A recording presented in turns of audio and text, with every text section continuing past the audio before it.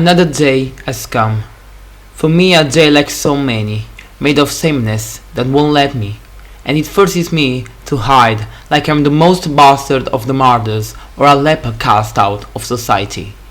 My only real force is the sun, this sun that rises from the window and lights up my face. A face I have to hide to save my skin and my dreams. We can start. My name is Michael, and this is my story. Many of you will wonder what you have to say. There is no fiction. Everything is taken from a badly written diary that only few have managed to understand. I was born and raised in a small reality of bigoted and ignorant people. Here the days are fucking the same, and it seems that time has stood still forever. Everyone wears a mask. Everyone wants to be someone else or better than others. Everyone lies, but no one is really himself. I lived for years in a bubble, but I've never been ashamed to show who I really am. I certainly have people there to me, those few who accept my exuberance and my bad temper, even if one of them is no longer here. My name is Michael. I'm 20 years old and I'm homosexual.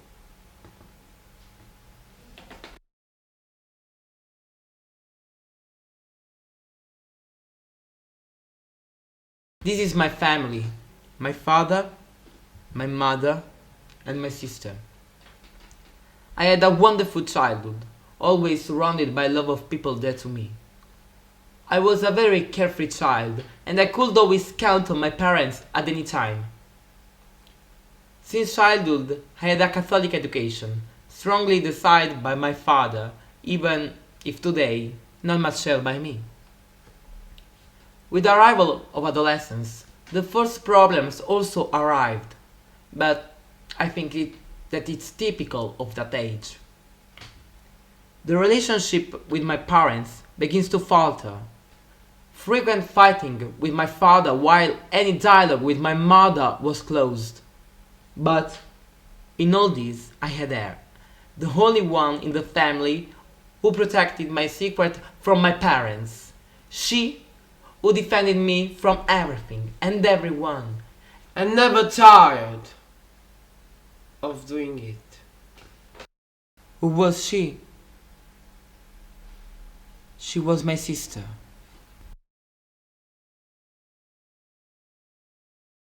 My name is Michael.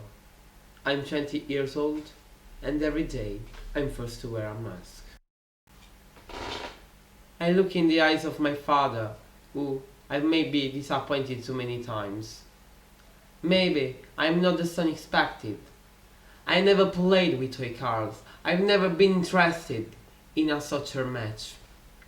I restrain what I am, my true nature.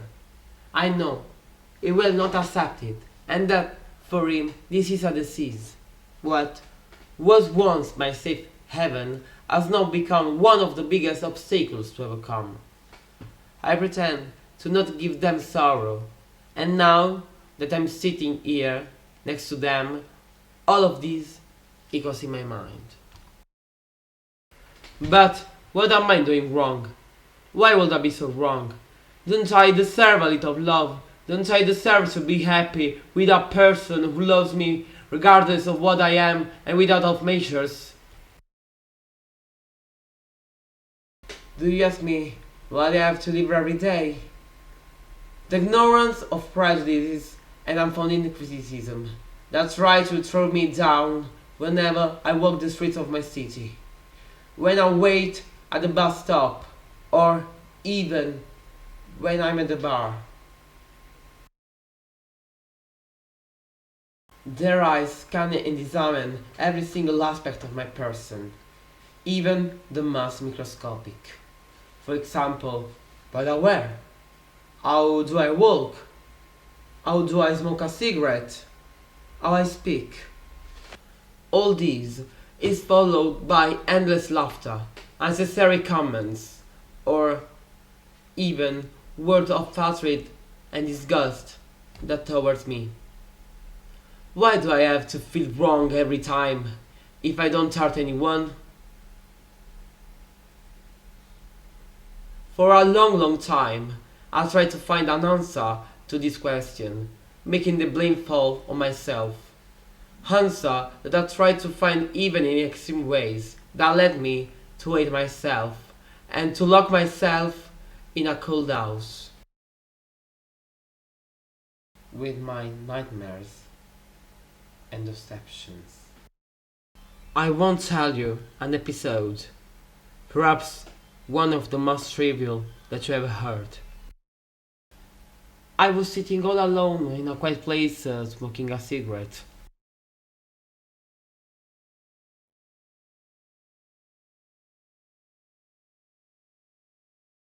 While I was shooting a cigarette, I saw him arrive. The bully, Mascarian of all. He began to insult me mercilessly. He was certainly not the only one to offend me, as certainly it wasn't the first time he had done it. He stole my backpack from my hands violently.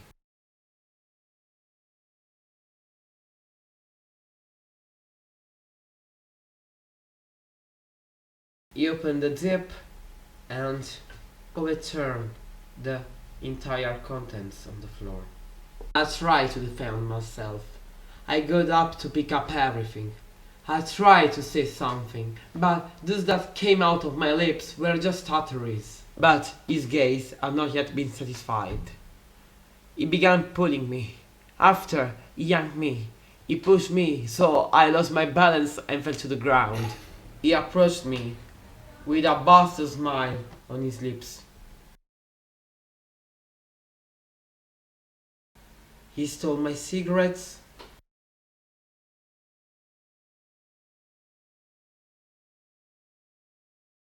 and he left. But all at once she came. She was Chiara, my sister's best friend, who, after her death, stayed close to me like no one else had done before. She approached me.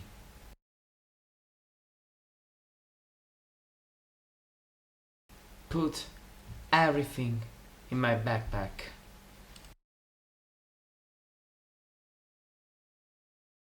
Smiled at me, and finally she embraced me. After many years, I think I was able to answer that question. It's not my fault. It's certainly not my fault. The fault is of a world that does not want you as you are. Never. Never authentic.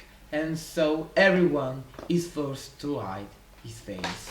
My name is Michael, and for years I was forced to watch my back. Fortunately, I have them. They who were and still are in my life. They that, whatever happens, I know that will never turn their backs on me. You may wonder who they are. They are my friends, my second home, my family, my safe haven. The only ones able to cheer me up, make me laugh, make me feel good, and make me feel important.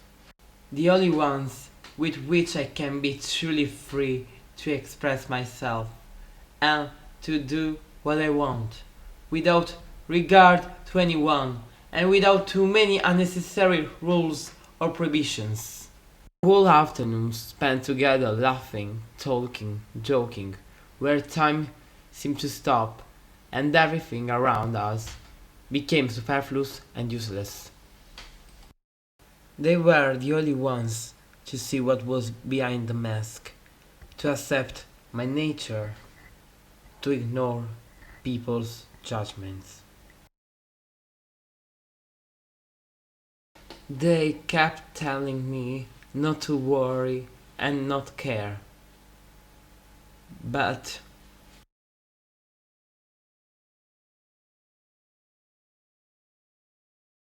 My name is Michael, and I'm a boy like so many other. Maybe you'll ask me, why haven't I been able to talk with my parents yet? Why can't I feel me free in my home? Why not come out once and for all? I have thought for a long time in these years. I considered every single path to cross, even the most winding. Every single choice, even the most wrong. Every single tough, even the most influenced. Every day I woke up telling myself this is the last. The last time I should still feel a prisoner. This is my only opportunity for redemption. But about to do it, I've always pulled back, as if someone or something stopped me from saying it. I even wrote a letter to my parents, thinking of closing all this. But I never had the courage to deliver it. I keep it locked in a drawer, waiting for the right time. Words that no one has ever read or heard. And it is for this reason that these words must be kissed by the sun. Dear Mom and Dad, how are you? We can't talk anymore for years.